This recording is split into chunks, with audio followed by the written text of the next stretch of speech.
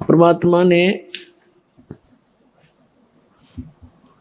25 दिन तक ना कुछ खाया ना पिया। अब नीमा को चिंता होगी कि हे परमात्मा, रोने लगी बुरी तरह कि बच्चा कुछ खा नहीं रहा तो कभी भी शरीर छोड़ सकता है। बुरी तरह रोने लगी, अन्न पानी स्वयं भी त्याग दिया लास्ट 25वें दिन, और कहा भगवान या तो देना नहीं था शंकर भगवान, और आज दे कर ले रहे हो, इसके साथ मरूंगी मैं, अब जीऊंगी नहीं। इस बिना बच्चे बिना मैं जी नहीं सकती। तो परमात्मा ने सोचा है बुढ़िया मरेगी। उसी समय शंकर भगवान को प्रेरणा की शिव मंडल में उसके लोक से एकदम वो सतर्क हुआ, क्या को मुझे कौन पुकार रहा है। जाग कर देखा एक माई रो रही है, एक साधु रूप बना के। शंकर भगवान वहां आए और पूछा माई क्यों रो रही है। नीमा ने कहा कि महाराज मेरे दुख न ना सुनो, आप भी दुखी हो जाओगे। यूं कह कर फिर रोने लगी। तो भगवान शंकर ने कहा माई कहा करते हैं अपना दुख दूसरे ने सुना दे कुछ हल्का हो जाता है। मेरे लायक कुछ होगा तो मैं कुछ तेरे को भली बात बताऊंगा, तू बता क्या बात है। तो भगवान शंकर ने से नीमा ने बताया कि मैं हमारा संतान नहीं थी बाबा जी, और एक दिन हृदय से पुकारा था अपने भगवान शंकर को, एक कमल के फूल पर लाल दिया मुझे, और ये लड़का 25 दिन का हो गया, ना कुछ खाता ना पीता। तो उसने कहा मुझे दिखा तेरा बालक। नीमा लाई बच्चे ने उठा कर पालने मत है, और सोचा बाबा जी के चरणा में डाल दूं, इसकी जीवन दान दे दे यूं। जो ही चरणों में रखना चाहा बच्चा न्यू का न्यू उठ गया ऊपर, और भगवान शंकर के सिर के सतर में हवा में डट गए बच्चे परमात्मा। अब वह नीमा नो सोच रही थी कि इस बाबा जी में करामात है या मेरा बेटा उड़ा दिया हुआ मैं। तो गरीबदास कहते हैं जगत का पेखना पेखा, धनी का नाम ना लेखा। जो सब कुछ करने वाला उसका जिक्र भी नहीं तुम्हारे पास, फलाने ने कर दिया, धकड़े ने कर दिया, ऐसे तुम अटपट कर रहे थे। अब भगवान शंकर ने सोचा ये कोई सिद्ध पुरुष है, कोई सिद्धि युक्त है। उन्होंने ऐसे हाथ किया गोदी में लेने के लिए, परमात्मा उनकी गोदी में आ गए, और आपस में दोनों की 7 बार चर्चा हुई। अर्निमा खड़ी खड़ी देख रही है कि 25 दिन का बालक बोल रहा है।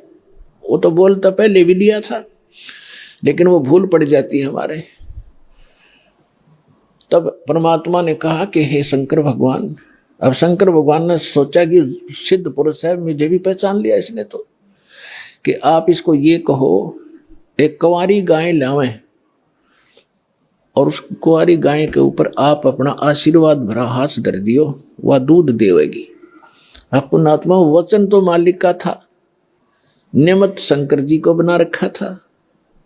नीमा ने अपना पति बुलाया, उसको सब बातें बताई।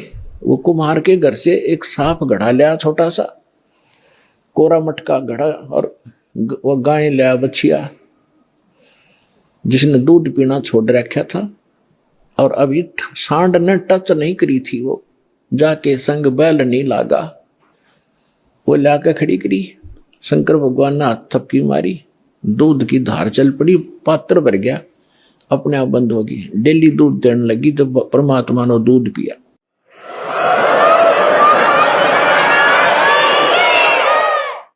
अपने आत्मा, अब हमने परमात्मा को पहचानना है। हमारे ग्रंथ वेद क्या बताते हैं, वेदों के विषय में क्या सुना जाता है कि इनमें परमात्मा की महिमा लिखी है। तो परमात्मा की महिमा लिखी है, तो जो महिमा परमात्मा की उनमें लिखी है, जिस परमात्मा ने वो लीला की है, तो ही इज गॉड, वही है परमात्मा। अब आपको दिखाते हैं ऋग्वेद मंडल नंबर 9 सूक्त नंबर 1 मंत्र 9 में, उसमें क्या लिखा है कि जब परमात्मा शिशु रूप धारण करके लीला करने आते हैं, तब उनके परवरिश की लीला कुंवारी गायों से होती है। ये देखिएगा, ऋग्वेद मंडल नंबर 9 सूक्त नंबर 1। और इसके कौन है अनुवादक और प्रकाशक? सार्वदेशिक आर्य प्रतिनिधि सभा, महर्षि सिद्धांत भवन, रामलीला मैदान, नई दिल्ली। महर्षि सिद्धांत द्वारा अनुवादित लिखा है इसमें। मुद्रक prince offset printers 1510 Pataudi house, त्रियागन, नई दिल्ली। इसके बिल्कुल ये 9 मंडल से स्टार्ट है।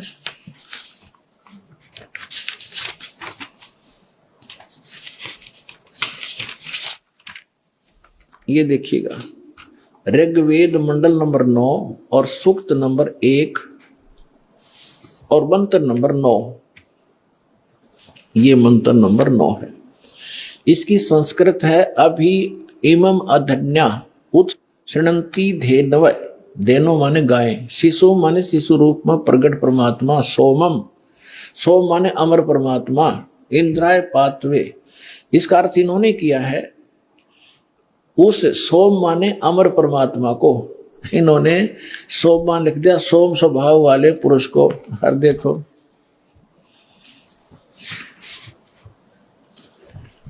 अब ये इसी मंत्र के प्रथम, यही ऋग्वेद मंडल 9वें मंडल का प्रथम सूक्त प्रथम मंत्र में ये सोम शब्द है। इसका अर्थ है सोम माने है सोम स्वभाव वाले परमात्मन, यानी सोम माने परमात्मा। हम यहां से इन्हीं के इन नकलियों के ही इस पहले तो इस अज्ञान को हटाएंगे।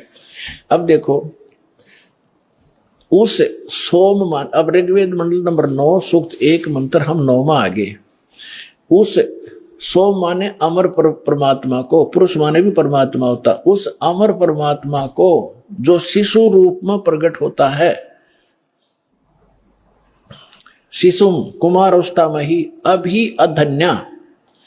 अभी माने सब प्रकार से, अधन्या माने बिना दनाई का हिंसन, यानी धेनो माने गौवे तृप्त करती हैं। ओए होए, अब हमने इनसे इतना ही लेना है। जैसे हमारे यहाँ हरियाणा में एक, क्योंकि हमारी लैंग्वेज इन्हीं भाषाओं से बिगड़ कर क्षेत्रीय भाषा बनी है। जैसे हम हरियाणा के अंदर खूड कहते हैं, जो हल से रेखा खींची जाती है, तो संस्कृत में खूड ही शब्द है।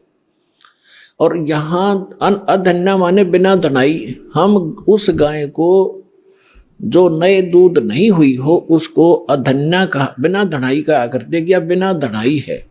जिसके संग बैल नहीं लागा उसको कंवारी कहते हैं। अभी अधन्या यानी पूर्ण रूप से बिना धनाई, यानी कति कंवारी।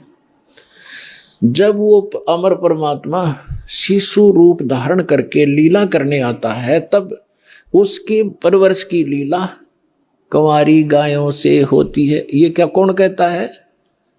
हमारे वेद कहते हैं। और वेद में परमात्मा ने 600 वर्ष पहले कहा था कि वेद मेरा भेद है, मैं ना वेदन के माही, और जौन वेद से मैं मिला। मैं वो वेद जानते ना ही कि वेद मेरी महिमा का गुणगान कर रहे हैं, लेकिन इन वेदों में वर्णित विधि से मेरी प्राप्ति नहीं हो सकती।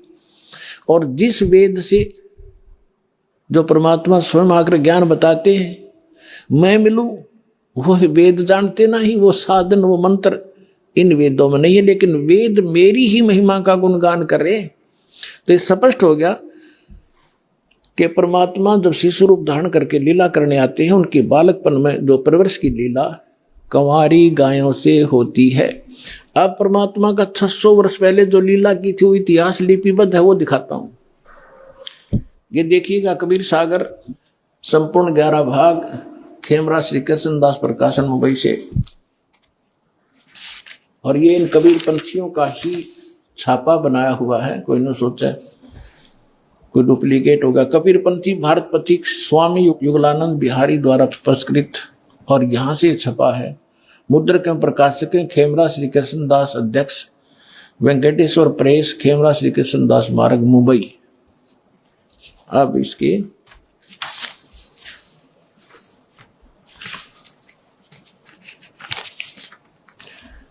अब ये है कि ज्ञान सागर खंड है, ज्ञान सागर 74 पृष्ठ पे अब कहते हैं, सुन जुल्हा मन भयो आनंदा, जैसे जमी चकोर पाया निशी चंदा। जुल्हे को जब ये पता चला कि ये परमात्मा हमारे लिए आए हैं, यानी जुल्हा बच्चे को पाकर जुल्हा बड़ा खुश हुआ। ले सुत चलो हर्ष मन कीना, ता तो पुन अस बोल ही लीना। सुत काशी को ले चले, लोग देखण ते आव, अन पानी भक्षय नहीं, खावे नहीं जुल्हा शोक जनावे। तब जुल्हा मन कीन तिवाना, रामानंद सो कही उत्पाना। मैं सुत पायो बड़ाओ गुणवंता, कारण कौन बखै नहीं संता। रामानंद ध्यान तब धारा, जुल्हा सो अस वचन उचारा। पूर्व जन्म ते ब्राह्मण जाति, हर सेवा की नी भली भांति। कुछ तो सेवा हर की चुकाता, ते भयो जुल्हो का रूपा। प्रीति प्रभु गए तो लेनी, ताते उद्धान में सुत तो दीना। अब इन्होंने जैसे कबीर पंथियों ने, वैसे तो दुखी व्यक्ति सब जगह जाते हैं अपने पुत्र के लिए, रामानंद जी से भी मिले होंगे, लेकिन वास्तविकता ये है क्योंकि परमात्मा ने कहा था कि गरीबदास वाले बार में पंथ में गरीबदास जी के द्वारा मेरी यथार्थ महिमा की वाणी पुनः प्रकट की जाएगी। तो उसमें भी यही प्रमाण है कि एक अनब्यावर को दूध दिया तत्काल, और पीवे बालक ब्रह्म गति, ता शिव भय दयाल। शिव उतरे शिव मंडल से, अवगत वतन विनोद, और मैं के बदन खुलास कर, फिर लिया इसको गोद। तो यहाँ जैसा भी है, इन्होंने फिर भी उस सच्चाई को पकड़ना, हमने उस समय मालिक के साथ ने क्या लीला की थी। अब ये क्या कह रहे हैं कि रामानंद जी के पास गए, कौन? नीरू। स्वामी रामानंद जी से पूछा कि मुझे एक बालक मिला है, वो खाना नहीं खा रहा, ना दूध पी रहा, क्या कारण है महात्मा जी? तो उसने बताया है कि पिछले जन्म में तू ब्राह्मण था। रामानंद जी ने कहा, इसमें जो प्रकरण है ऐसा लिखा है, और तू तेरे से कोई गलती बनी जिस कारण से तू दुल्हा बन गया, और तेरी फिर भी मालिक ने सुन ली, तुझे उद्यान में जंगल में बालक दे दिया।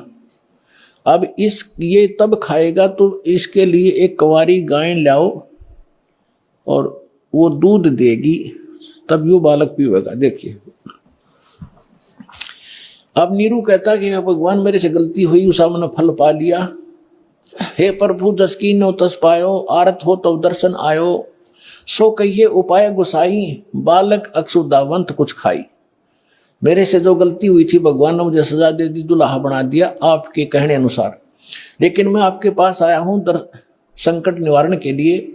सो ऐसा उपाय बताइए मेरा बालक कुछ खावे। तो रामानंद अस युक्ति विचारा, तुम सुत कोई ज्ञानी अवतारा। तेरा बालक जो है कोई विद्वान पुरुष है, और बचिया जाही बैल नहीं लागा, अरसो ले ठाड़ करो ते आगा। एक बचिया ले आओ जिसको बैल ने टच ना किया हो, और उसके साथ खड़े कर दो, और दूध देवेगी। दूध चलो ते थन ते, दूध दियो छिपाए, और अक्षुदावंत जब हो बालक, ताको देव खवाए।